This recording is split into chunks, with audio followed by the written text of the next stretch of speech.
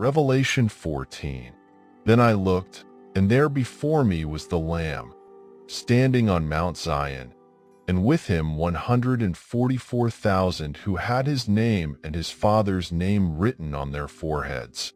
And I heard a sound from heaven like the roar of rushing waters and like a loud peal of thunder. The sound I heard was like that of harpists playing their harps. And they sang a new song before the throne and before the four living creatures and the elders. No one could learn the song except the 144,000 who had been redeemed from the earth. These are those who did not defile themselves with women, for they remained virgins. They follow the Lamb wherever he goes. They were purchased from among mankind and offered as firstfruits to God and the Lamb. No lie was found in their mouths. They are blameless.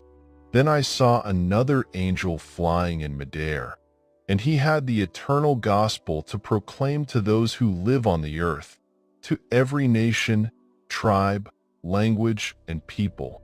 He said in a loud voice, "Fear God and give him glory, because the hour of his judgment has come. Worship him who made the heavens, the earth, the sea, and the springs of water." A second angel followed and said, "Fallen, fallen is Babylon the Great, which made all the nations drink the maddening wine of her adulteries." A third angel followed them and said in a loud voice, "If anyone worships the beast and its image and receives its mark on their forehead or on their hand, they, too, will drink the wine of God's fury, which has been poured full strength into the cup of his wrath. They will be tormented with burning sulfur in the presence of the holy angels and of the Lamb. And the smoke of their torment will rise forever and ever. There will be no rest day or night for those who worship the beast and its image, or for anyone who receives the mark of its name. This calls for patient endurance on the part of the people of God who keep his commands and remain faithful to Jesus. Then I heard a voice from heaven say, "Write this: Blessed are the dead who die in the Lord from now on. Yes, says the Spirit, they will rest from their labor, for their deeds will follow them."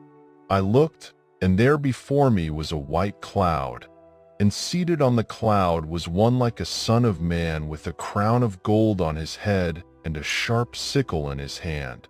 Then another angel came out of the temple and called in a loud voice to him who was sitting on the cloud, "Take your sickle and reap, because the time to reap has come, for the harvest of the earth is ripe." So he who was seated on the cloud swung his sickle over the earth, and the earth was harvested. Another angel came out of the temple in heaven, and he too had a sharp sickle. Still another angel, who had charge of the fire, came from the altar and called in a loud voice to him who had the sharp sickle, "Take your sharp sickle and gather the clusters of grapes from the earth's vine, because its grapes are ripe." The angel swung his sickle on the earth, gathered its grapes and threw them into the great winepress of God's wrath. They were trampled in the winepress outside the city, and blood flowed out of the press, rising as high as the horses' bridles for a distance of 1,600 stadia. 2 Chronicles 2. Solomon gave orders to build a temple for the name of the Lord and a royal palace for himself. He conscripted 70,000 men as carriers and 80,000 as stonecutters in the hills and 3,600 as foremen over them. Solomon sent this message to Hiram king of Tyre: "Send me cedar logs as you did for my father David, when you sent him cedar to build a palace to live in.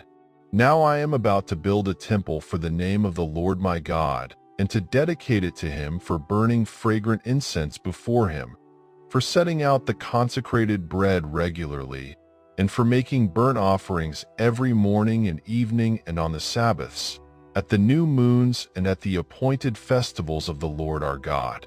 This is a lasting ordinance for Israel. The temple I am going to build will be great, because our God is greater than all other gods. But who is able to build a temple for him, since the heavens, even the highest heavens, cannot contain him? Who then am I to build a temple for him, except as a place to burn sacrifices before him? Send me, therefore, a man skilled to work in gold and silver, bronze and iron, and in purple, crimson, and blue yarn, and experienced in the art of engraving, to work in Judah and Jerusalem with my skilled workers, whom my father David provided. Send me also cedar, juniper, and algum logs from Lebanon, for I know that your servants are skilled in cutting timber there. My servants will work with yours, to provide me with plenty of lumber, because the temple I build must be large and magnificent. I will give your servants, the woodsmen who cut the timber, 20,000 cores of ground wheat, 20,000 cores of barley, 20,000 baths of wine, and 20,000 baths of olive oil. Hiram, king of Tyre, replied by letter to Solomon, because the Lord loves his people, he has made you their king. And Hiram added, Praise be to the Lord, the God of Israel, who made heaven and earth. He has given King David a wise son, endowed with intelligence and discernment, who will build a temple for the Lord and a palace for himself. I am sending you Huram-Abi, a man of great skill, whose mother was from Dan and whose father was from Tyre. He is trained to work in gold and silver, bronze and iron, stone and wood, and with purple and blue and crimson yarn and fine linen. He is experienced in all kinds of engraving and can execute any design given to him. He will work with your skilled workers and with those of my lord, David your father. Now let my lord send his servants the wheat and barley and the olive oil and wine he promised, and we will cut all the logs from Lebanon that you need and will float them as rafts by sea down to Joppa. You can then take them up to Jerusalem. Solomon took a census of all the foreigners residing in Israel after the census his father David had taken, and they were found to be 153,600.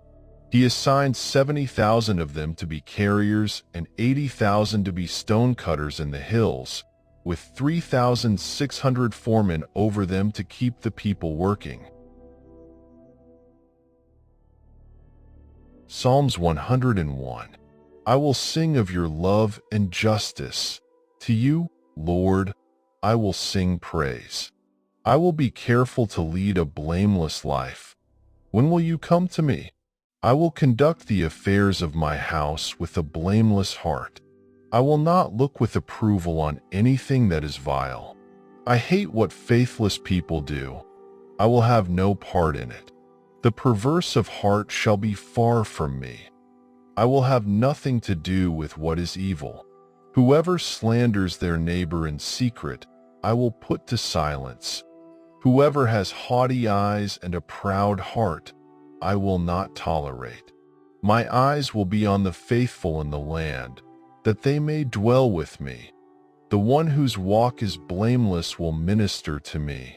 No one who practices deceit will dwell in my house.